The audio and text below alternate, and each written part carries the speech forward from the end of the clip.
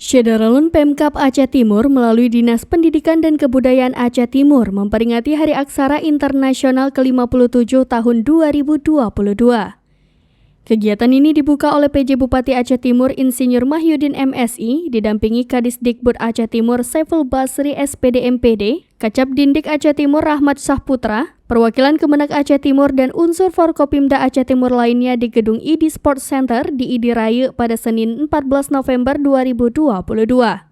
Peringatan HAI tahun ini mengusung tema transformasi ruang belajar literasi bernuansa Islami dalam rangka meningkatkan akses layanan pendidikan keaksaraan.